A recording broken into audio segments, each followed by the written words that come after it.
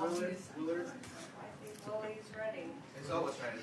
Right, No, Willard? I warmed him up for you, Willard. You don't know how much I'm gonna miss having to give speeches in this class. You don't know how much Honestly. we're gonna miss you, I'm gonna miss all of you guys. Hey, he's gonna be in Aw. Palm 300, I was so. telling you how much, but the videos are Lily. I don't want to. Well, nonetheless, I still have one more speech I need to get through. Come on. 15 minutes of fame, right, Professor Coonan? Do you need a warning? No, I don't need a warning. Absolutely, actually.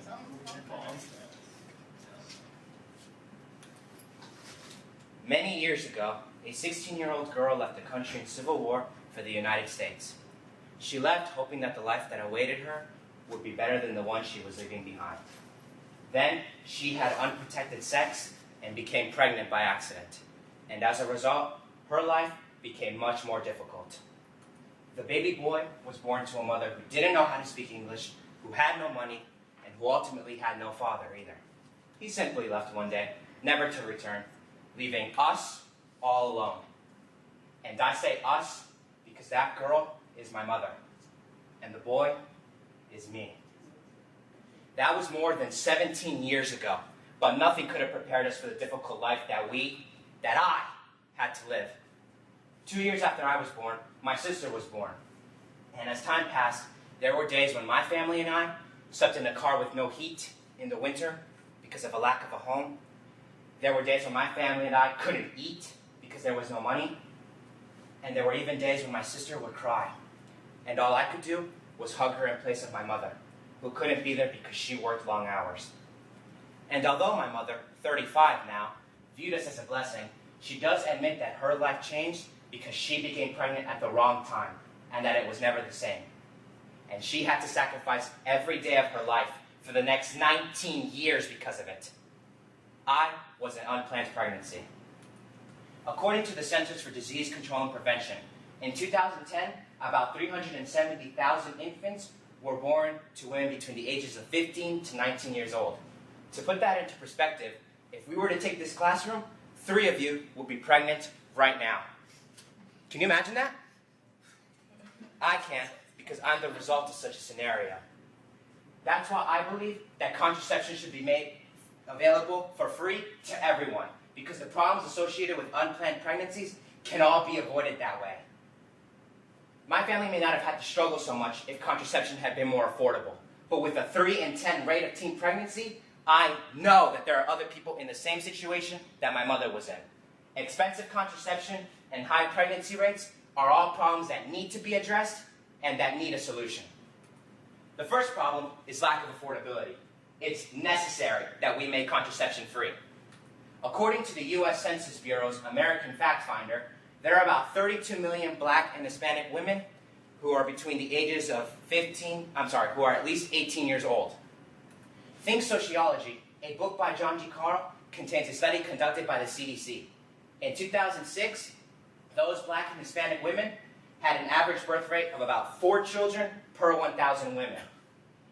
That is higher than the white female birth rate, which is about 2.5. Comparing them both, Black and Hispanic women typically have double the amount of children their white women do. In addition, in the US, a whopping 37 million people live near or below the poverty line. Of those, more than half are Black, more than 2/3 are Black, and slightly over half are Hispanic. If you look at these graphs, and you'll notice that the Blacks and Hispanics, which are the blue and red bars, at all levels have the highest rates of poverty, and how whites, represented by purple, always have the lowest rates.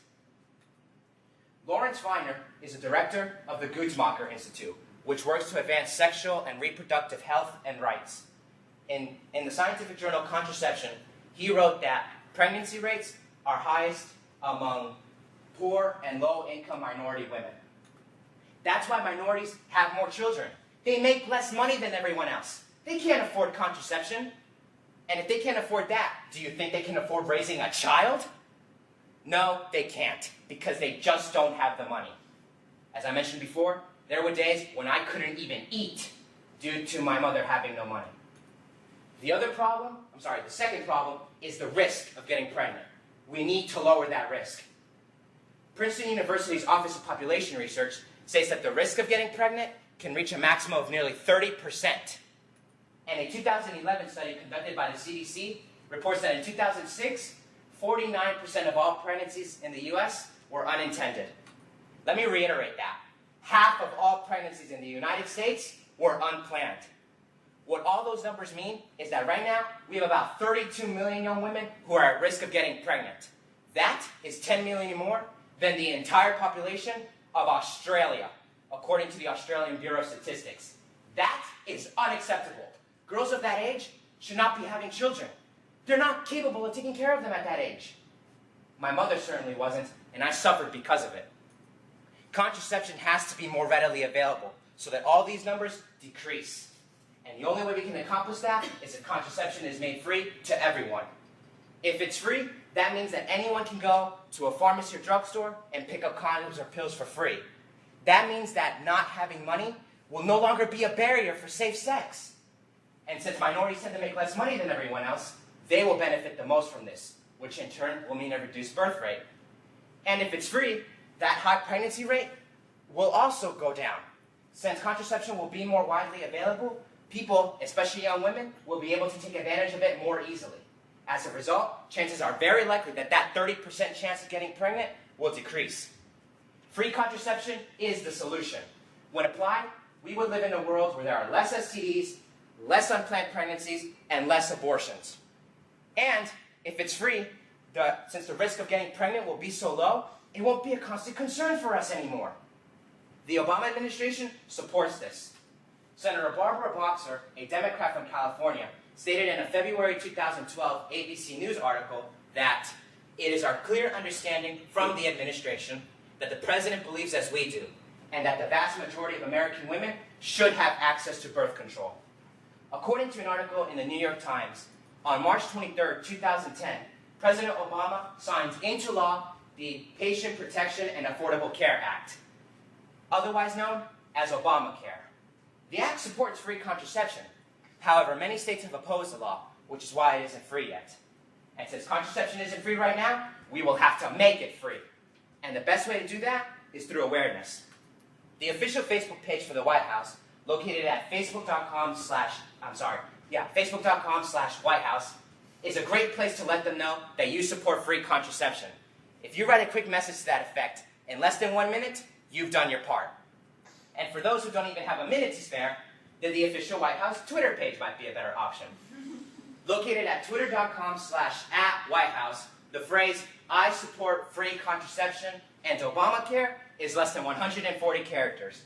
So if you're sitting in class or at work, you can go to Twitter, type in a few characters, press a couple of buttons, and done. You've supported free contraception in less than 30 seconds out of your day. And on a more personal level, we should take advantage of the contraception options available to us right now. For instance, here at GMU, the Office of Alcohol, Drug, and Health Education, located on the 3rd floor of Sub 1, provides free condoms and information on the pill for anyone who asks for it. Using their services is the ultimate way of supporting free contraception. Contraception should be made available for free to everyone, because the problems associated with unplanned pregnancies can all be avoided that way. I know how hard life can be when unplanned pregnancies occur. I'm the result of one. My mother was only slightly younger than you when it happened. So I speak to you from personal experience.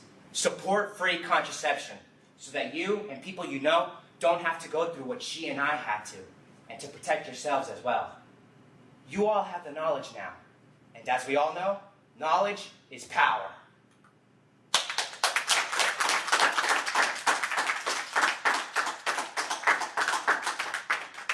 Thank you. Thank you. Well done. Professor! Where's that? 828. Well done. Come in. Oh, your church? I did not go yet. Feedback. Feedback. Willie. Yes, suits. Thank you. Why are you guys apologizing? That was great. Thank you. You can use my mouse, Arnold. Thanks. Willie, Yes? that was the best.